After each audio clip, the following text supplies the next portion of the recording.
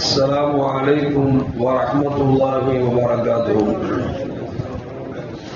الحمد لله رب العالمين والصلاة والسلام على أشرف المرسلين وعلى آله وأصحابه وأزواجه وذرياته وأهل بيته أجمعين. சங்கைக்கும் மேன்மைக்கும் உரிய பெரியோர்களே, சகோதரர்களே, எல்லாம் அல்லாஹு ஜல்ல ஜலாலுஹு நாம் செய்யக்கூடிய எல்லா நற்காரியங்களையும் முகஸ்துதியின்றி இஹ்லாஸான முறையில் இறைவனுக்காக மட்டுமே செய்யப்பட்ட நல்வணக்கங்களை நம் வணக்கங்களை அல்லாஹ் கபூல் செய்து கொள்வானாக. நாம் செய்யக்கூடிய வியாபாரங்களிலும் தொழில்துறைகளிலும் நஷ்டமில்லாத ஹலாலான ஒரு நிரம்ப லாபத்தை பெற்று அந்த லாபகரமான வாழ்க்கையை கொண்டு தம் தேவைகளையும் தேவை உடையவர்களும் தேவைகள் நிறைவேற்றக்கூடிய நல்ல பொருளாதாரத்தையும் உள்ள விசாலத்தையும் அல்லாஹ் நம் அனைவருக்கும் வழங்கி அருள்வானாக. கஞ்சத்தனம் என்கிற தீய பண்பை விட்டு அல்லாஹ் நம்மை பாதுகாத்துக் கொள்வானாக. நம் கரங்களை என்றென்றும் கொடுக்கும் கரங்களாக ஆக்கி அருள்வானாக. யாசிக்கும் கரத்தை விட்டு அல்லாஹ் நம்மை பாதுகாத்துக் கொள்வானாக. நம்மை உலகத்தில் வாழ வைக்கும் காலமெல்லாம் நோய் நொடியின்றி ஒரு ஆரோக்கியத்தோடு அல்லாஹ் நம்மை வாழச் செய்வானாக. அந்த ஆரோக்கியமான வாழ்க்கையை கொண்டு அல்லாஹ் ரசூலை இருக்கக்கூடிய அனைத்து நல்லவர்களும் புரியக்கூடிய நல்ல முத்தகீன்களின் கூட்டத்தில் அல்லாஹ் நம்மை ஆக்கி அருள்வானாக. திடீர் மரணங்களை விட்டும் தீய மரணங்களை விட்டும் நம்மையும் நம் குடும்பத்தையும் நம் சமூகத்தையும் அல்லாஹ் முழுமையான முறையில் பாதுகாத்துக் கொள்வானாக. மருத்துவமனையின் செலவினங்களை விட்டும் வேதனைகளை விட்டும் அல்லாஹ் நம்மை காத்தருவானாக. நம்மில் யாரெல்லாம் நோயால் பாதிக்கப்பட்டு வீடே கதி என்றும் ஆஸ்பத்திரியே கதி என்றும் அல்லல் பட்டும் அவதியுற்றும் இருக்கிறாரோ அத்தனை மக்களுக்கும் வெகு விரைவில் நோயை போக்கி உடல் ஆரோக்கியத்தை வழங்குவதோடு அவர்களை கூட குடும்பத்திற்கும் சமூகத்திற்கும் நல்ல பலன் தரக்கூடிய மக்களாக ஆக்கி அருள்வானாக. நாம் இந்த உலகத்தில் வாழ்ந்து மறைகிற நேரத்தில் லா இலாஹ இல்லல்லாஹ் முஹம்மது ரசூலுல்லாஹ் என்ற கலிமாவை ஒழிந்து ஜன்னத்துல் ஃபிர்தௌஸை கண்ணால் கண்டு அகமகிழ்ந்து சிரித்தவனமாக மரணிக்கக்கூடிய நிர்பாக்கியத்தை எம் அனைவருக்கும் அல்லாஹ் வழங்கி அருள்வானாக. மரணித்தும் மரணிக்காத இறைநேசர் கூட்டத்தில் அல்லாஹ் நம்மை ஆக்கி அருள்வானாக. நாளை மறுமையிலே மாணவி முஹம்மது ரசூலுல்லாஹி ஸல்லல்லாஹு அலைஹி வஸல்லம் அவர்களின் திருக்கரங்களால் ஹவ்துல் கௌசர் என்கிற ஜனானத்தின் நீர்வழி அன்னாரின் ஷஃபாஅத்தை பெற்று அன்னாரின் கரம்பிடித்து ஜன்னத்துல் ஃபிர்தௌஸ் என்ற உயர்ந்த சொர்க்கத்தில் அவரோடு அல்லாஹ் நம்மை சங்கமிக்க செய்வானாக. எல்லாவற்றுக்கும் மேலாக இறை அன்பை பெற்று இறைவனை பார்த்து பரவசம் அடையக்கூடிய அருளிக்காவையும் ரிவாவையும் பெற்ற மக்களில் அல்லாஹ் நம்மை ஆக்கி அருள்வானாக. அருமையான மோமின்கள, இஸ்லாமிய கலீஃபாக்களின் ஆட்சி என்றால் உலகமே வியக்கத்தக்க அளவிற்கு, உலகமே பாராட்டுகின்ற அளவிற்கு அவருடைய ஆட்சி அதிகாரங்கள் நடைபெற்று வந்தன என்பதை நமக்கு வரலாறு நமக்கு சொல்லி காட்டுகிறது. அந்த அடிப்படையில் பார்க்கிற பொழுது இஸ்லாத்தின் இரண்டாவது கலீஃபாவாக இருக்கக்கூடிய சையதுனா உமர் இப்னு கத்தாப் ரலியல்லாஹு தஆலா அன்ஹு இவர்களை குறித்து பெருமானார் ஸல்லல்லாஹு அலைஹி வஸல்லம் சொல்வார்கள், உமரின் நாவில் அல்லாஹ் பேசுகிறான் என்று கண்மணி முஹம்மது ரசூலுல்லாஹி ஸல்லல்லாஹு அலைஹி வஸல்லம் அவர்களை நபியின் வாயால் பாராட்டு பெற்றவர் என்பதை வரலாறு நமக்கு சொல்லி காட்டுகிறது. மேலும் கண்மணி முஹம்மது ரசூலுல்லாஹி ஸல்லல்லாஹு அலைஹி வஸல்லம் சொல்வார்கள், உமர் ஒரு திசையில் சென்றால் எதிர் திசையில் சைத்தான் வரமாட்டான் என்று பெருமானார் ஸல்லல்லாஹு அலைஹி வஸல்லம் சொன்னார்கள். அப்படிப்பட்ட உமர் ரலியல்லாஹு தஆலா ஆட்சி காலத்திலே ஒரு நாள் இரவில் நகர்வனம் வருகிறார்கள். அப்படி வருகிற பொழுது ஒரு வீட்டிலே இரண்டு பெண்மணிகள் பேசிக் கொள்கிறார்கள். அந்த இரண்டு பெண்மணிகளில் ஒரு பெண்மணி தாய், இன்னொருவர் ஈன்றெடுத்த தன் பெண் பிள்ளை. பெண் பிள்ளையிடத்தில் தாய் சொல்லுகிறாள், அம்மா, இரவு நடுநிசி நேரமாக இருக்கிறது, நாம் கறந்த பாலிலே கொஞ்சம் தண்ணீரை ஊற்றலாமே என்று சொல்லி தாய் கொஞ்சம் தண்ணீரை அதிகப்படுத்த சொல்லுகிறார். அந்த குழந்தை சொன்னது, அம்மா வேண்டாம், காரணம் உமர் கத்தாப் ரலியல்லாஹு தஆலா ஆட்சி ஆளுகிறார்கள், சொன்னார்கள் எந்த தவறும் நடக்கக்கூடாது ஆட்சியில் என்று சொல்லியிருக்கிறார்கள், நாம் ஒப்பந்தம் செய்திருக்கிறோம், எனவே நாம் தண்ணீரை ஊற்றுவது என்பது அவருக்கு மாறு செய்வதாக இருக்கிறது, ஊற்ற வேண்டாம் என்று சொல்லுகிறார்கள். இந்த சத்தத்தை உமர் ரலியல்லாஹு தஆலா அவர்கள் வீட்டின் வெளியே நின்று காதில் விழுந்து கொண்டிருக்கிறது, கேட்டுக் கொண்டிருக்கிறார்கள். மீண்டும் அந்த தாய் சொல்லுகிறார், உமர் எங்கோ ஆட்சி அதிகாரத்தில் அவர் பௌசாக படுத்திருப்பார், அவர் எங்கே பார்க்க போகிறார், தண்ணீரை ஊற்றுங்கள் என்று சொல்லி மகனிடத்தில் சொல்ல, அப்பொழுது மகன் சொல்லுகிறார், நாம் எடுத்த ஒப்பந்தம் இருக்கிறதே அம்மானிதம், நேர்மையாக ஆட்சி நடத்த வேண்டும் என்று அவர் கேட்டுக்கொண்டு நாமும் சரி என்று சொன்ன பிறகு அவர் பார்க்கிறாரோ பார்க்கவில்லையோ தண்ணீரை நாம் ஊற்றினோம் என்று சொன்னால் அந்த அம்மானிதத்தை நாம் மோசடி செய்கிறோம் என்று சொல்லி அந்த ஈனிடத்த பிள்ளை சொல்லுகிறார்.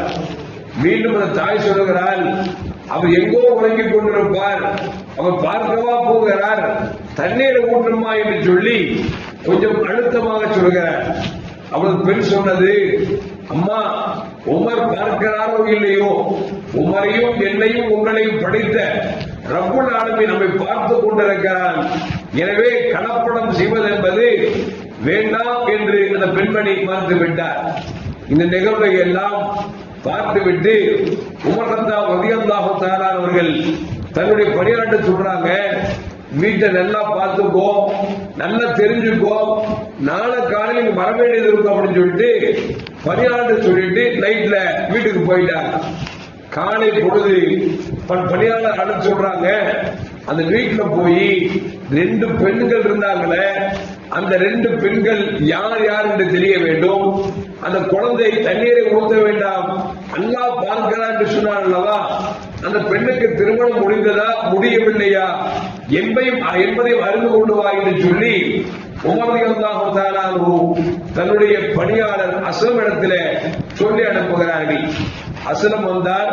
வீட்டுக்குள் 2 பெண்மணி, அந்த பெண்மணி கணவன் இல்லாதவர், இந்த பெண்மணி திருமணம் முடிக்காதவர், வறுமையில் வாடிக்கொண்டிருக்கிறார்கள், கஷ்டப்படுகிறார்கள் என்கிற செய்தி எல்லாம் ஆராய்ந்து கொண்டு உமர் ரலியல்லாஹு தஆலா சொல்றாங்க, அந்த குடும்பம் கஷ்டப்பட்ட குடும்பம், தண்ணீரை ஊற்ற வேண்டாம் அல்லாஹ் பார்க்கிறான் என்று சொன்னார் அல்லவா, அந்த பெண்மணி அவர்கள் திருமணம் முடிக்காமல் வயதுக்கு வந்து நிலையில் இருக்கிறார்கள் என்று சொல்லும் பொழுது உமர் ரலியல்லாஹு தஆலா தங்களுடைய மகன்களை அழைத்தார்கள். அப்துல்லா, அப்துல் ரஹ்மான், ஆசிம் என்று சொல்லக்கூடிய 3 ஆண் குழந்தைகள் அழைத்து நடந்த நிகழ்வை சொல்கிறார்கள். இப்படி ஒரு பெண்மணி இறைவன் நம்மை பார்க்கிறான், எனவே இறைவனுக்கு பயப்பட வேண்டும் என்று சொல்லி ஒரு இறை தக்குவா உள்ள பெண்மணி இருக்கிறார். இந்த பெண்மணியை யார் திருமணம் முடித்துக் கொள்கிறார் என்று கேட்ட பொழுது அப்துல் ரஹ்மான் ரலியல்லாஹு சொல்றாங்க. அப்துல் ரஹ்மான் ரலியல்லாஹு சொல்றாங்க, பாப்பா இவ்வளவு தக்குவாதாரியான பெண்ணை யார் வேண்டாம் என்று சொல்வார்கள், எனக்கு திருமணம் முடிந்தாலும் பரவாயில்லை, நான் மறுமணமாக நான் ஏற்றுக்கொள்கிறேன் என்று சொல்லி அப்துல் ரஹ்மான் ரலியல்லாஹு தான் சொல்றாங்க. பாப்பா சொல்றாங்க, நீ திருமணம் முடிச்சியாப்பா, உனக்கு வேண்டாம் அப்படிங்கிறார்.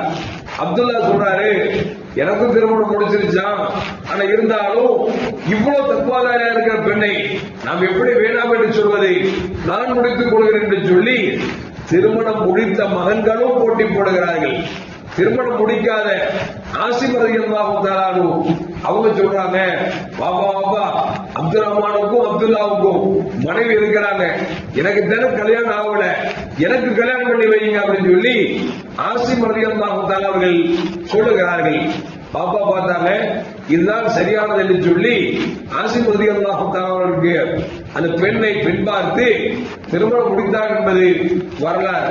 அருமையான மோமின்களே, நாம் எல்லாம் கேள்விப்பட்டிருப்போம், உமர் இப்னு அப்துல் அசீஸ் 2ஆம் உமர் என்று சொல்லி உலகத்தில் பேர் போன மிகப்பெரிய அரசராக வாழ்ந்தவர்கள்.